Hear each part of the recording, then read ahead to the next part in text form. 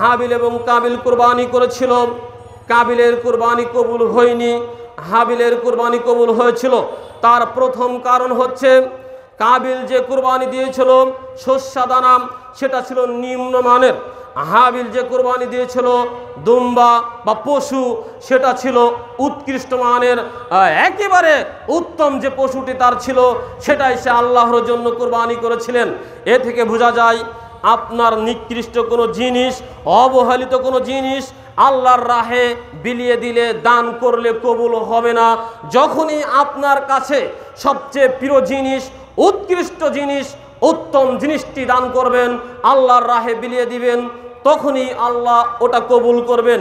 এজন্য একটা কথা আপনাকে আমি বলে যেতে চাই, আপনি যখন মসজিদে যান, কৌটায় টাকা দান করেন, মসজিদের টাকা গুনলেই দেখা যায় 1000 টাকার ভিতরে 300 টাকা হলো ছিঁড়া, টেপ মারা, কাঁটা, ময়লা ইত্যাদি অচল।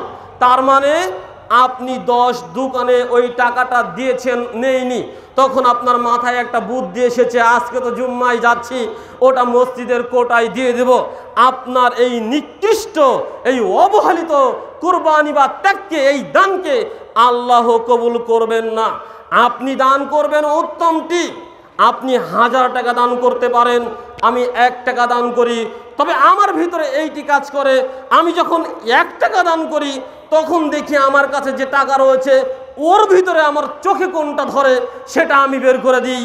আপনাকেও বলছি, যখনই যে কোনো জায়গায়, যে কোনো মুহূর্তে আল্লাহর জন্য যা কিছু দিবেন, আপনার সবচাইতে প্রিয়, উত্তম, পছন্দনীয় জিনিসটি আল্লাহর জন্য কুরবানি করবেন, দান করবেন, ত্যাগ করবেন, তবেই আল্লাহ আপনার কুরবানি গ্রহণ করবে।